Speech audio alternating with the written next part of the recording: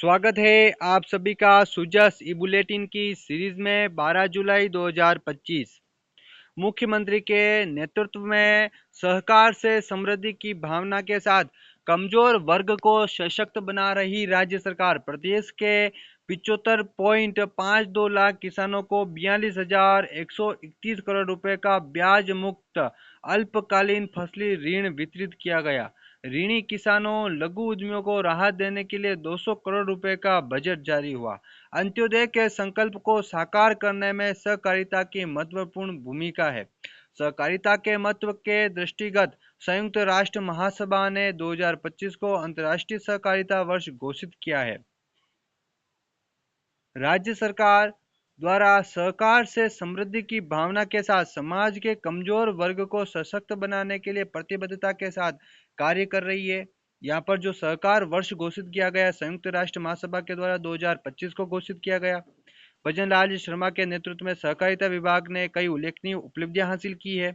साथ ही 30 जून 2025 तक केंद्रीय सहकारी बैंकों द्वारा 75.52 लाख किसानों को लगभग 42,131 करोड़ रुपए का ब्याज मुक्त अल्पकालीन फसली ऋण वितरित किए गए हैं।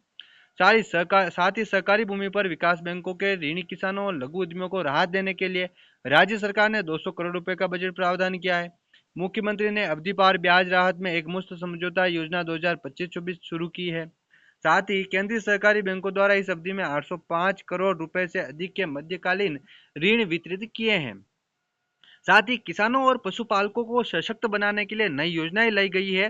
राज्य बजट वर्ष 2024-25 में पीएम किसान सम्मान निधि योजना के लाभार्थियों को 6,000 रुपए के अतिरिक्त 2,000 रुपए दिए जाने के लिए मुख्यमंत्री किसान सम्मान निधि योजना का प्रावधान किया गया।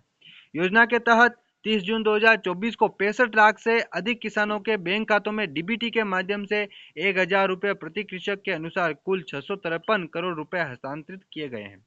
साथ ही बड़े स्तर पर नवीन सहकारी समितियों का गठन किया जा रहा है और मुख्यमंत्री अवधि पार ब्याज राहत एकमुश्त समझौता योजना 2025-26 की अवधि बढ़ाई गई है।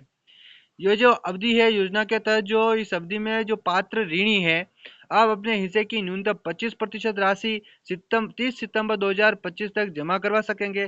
पूर्व की यह तिथि 30 जून तक निर्धारित की गई थी। साथ ही राइजिंग राजस्थान एमओयू के क्रियान्वयन के लिए मिशन मोड का काम हो। माननीय मुख्यमंत्री ने कहा अब तक 4 लाख करोड़ रुपए से अधिक के एमओयू ग्राउंड ब्रेकिंग है। मुख्यमंत्री की प्रतिबद्धता से एमओयू क्रियान्वयन में उल्लेखनीय प्रगति हुई है। माननीय मुख्यमंत्री भजन लाल जी शर्मा की पहल पर rising Rajasthan global investment summit के दौरान हुए एमओयू की समीक्षा के लिए त्रिस्तरीय व्यवस्था की गई है।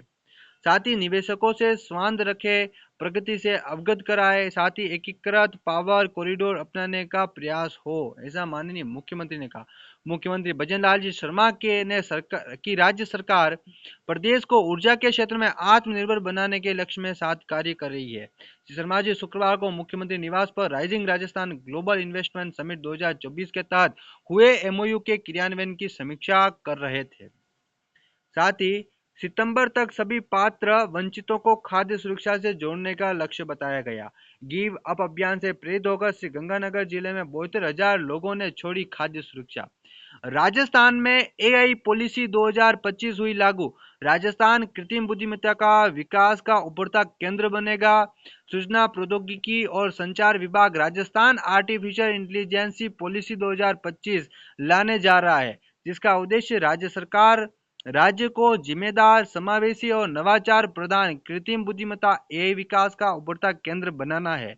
विभाग की शासन सचिव श्रीमती अर्चना सिंह ने कहा कि यह नीति स्वास्थ्य, कृषि, शिक्षा और शहरी प्रशासन जैसे क्षेत्रों में एआई के उपयोग को बढ़ावा देगी ताकि जन केंद्रित सेवाओं में सुधार हो, आर्थिक विकास को गति मिले।